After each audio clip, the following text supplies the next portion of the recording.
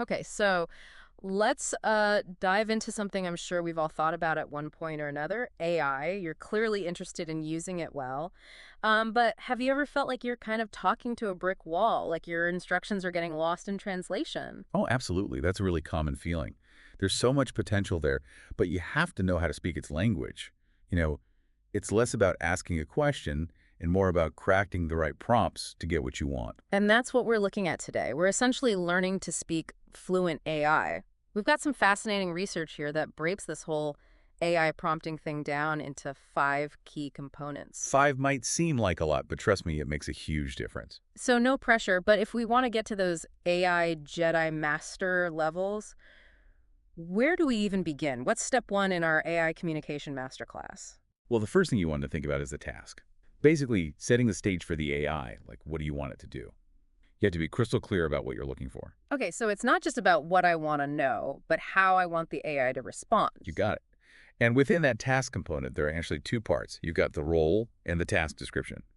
So you need to tell the AI who it should be and what it should do. It's all about clarity from the get-go. Okay, so the role is kind of like what? Giving the AI a job title for my request? Exactly. Like, are you asking it to be a historian, a No. scientist? It all changes how it responds, even if it's the same basic question. So if I tell the AI to act like a historian versus, say, a marketer, I'll get a totally different response even if I ask the same question. Exactly. Imagine, for instance, you're trying to come up with the tagline for a new energy drink.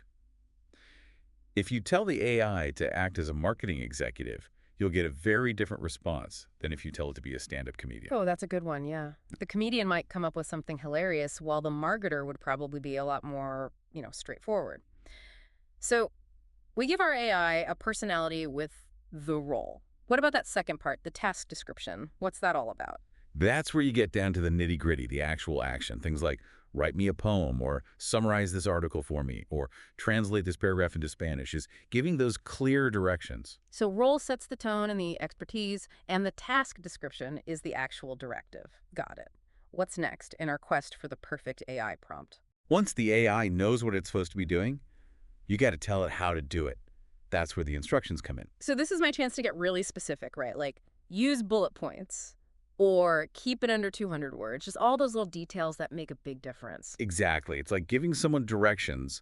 The more specific you are, the less chance they'll get lost on the way, right? Yeah. So you can specify the format, the tone and style you're after, even things you want it to include or avoid. Like, don't make this sound like a robot wrote it. When I use this in my presentation, I can actually tell the AI that. You got it. Yeah. This is all about making sure the AI's output actually matches your needs. This is making a lot more sense now. I've definitely had those moments where I'm like, okay, great answer, but not what I was going for. So what's component number 3? How do we avoid those situations? This one's crucial. And honestly, I think it's often overlooked. It's context. Context. So like what? Giving the AI background info. Exactly. Imagine trying to understand a joke without any setup. You might get the punchline, but it won't land the same way. Yeah, totally. Sometimes you need that shared understanding. Right.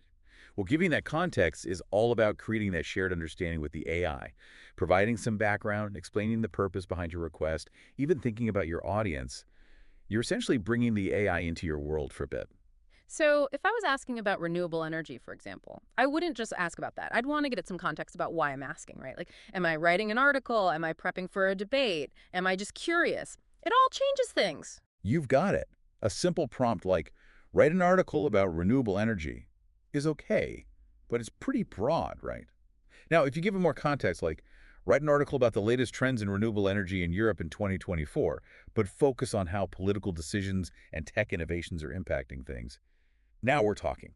You've given the AI a much clearer idea of what you're looking for. That's a huge difference. So, context is all about painting the full picture for the AI, letting it understand the nuances of what I'm after. You got it. It's like you're bringing it into the conversation. Yeah, this is amazing. Okay, so we've covered 3 key components of AI prompting: task, instructions, context. It's like learning a whole new language.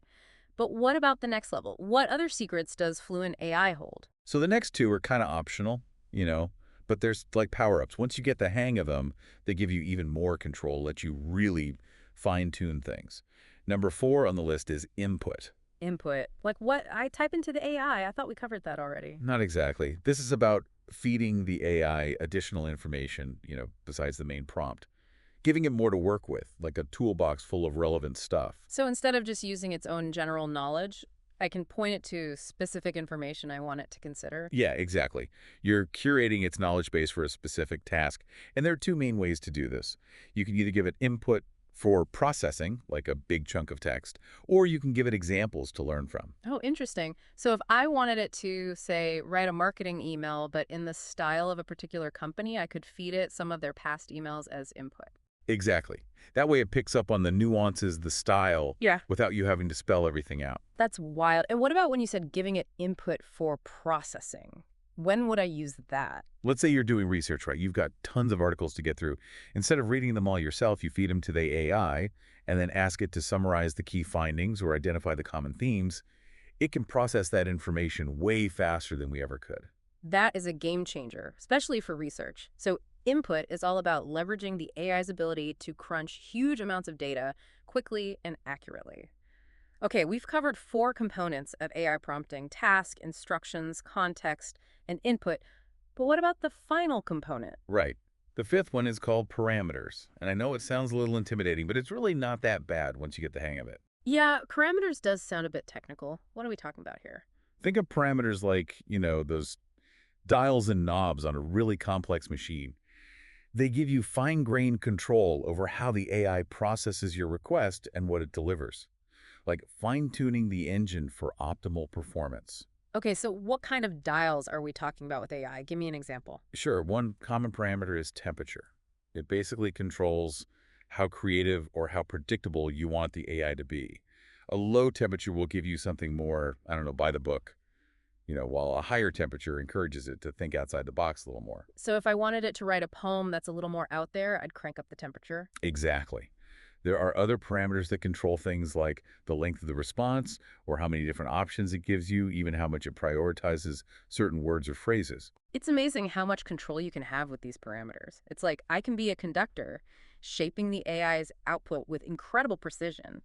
But I have to admit, this part does feel a bit, I don't know, advanced. Like I need to be a programmer or something to use it well. And that's okay. You absolutely don't need to be a programmer to start getting better results. Even just knowing these parameters exist is a great start. You know, as you get more comfortable, you can start experimenting, see what happens when you tweak things. This is all incredibly helpful. Okay, so we've got these five components: task, instructions, context, input, and parameters. But how do they all fit together? It seems like a lot to keep track of. Think of it like this. The task is the overall goal. It's like the destination on a map. Instructions are the roadmap itself, laying out the best road to take. Context is like the background scenery, giving the AI a feel for the landscape. I love where you're going with this. It's all coming together now. Right. Input is like giving the AI sort of tools for the journey. And finally, parameters let you fine-tune the whole operation. Like we're giving the AI a roadmap, some tools, and then fine-tuning the engine for maximum efficiency. Yeah. You're basically becoming the architect of your own AI-powered solutions. I think the biggest takeaway for me is this incredible feeling of possibility. Like we're just scratching the surface of what's possible when we learn to communicate effectively with these AI systems. Couldn't agree more. Who knows what we'll be capable of in the near future, right? It's an exciting time to be exploring these tools. And on that note, until next time, keep experimenting and keep unlocking the power of AI.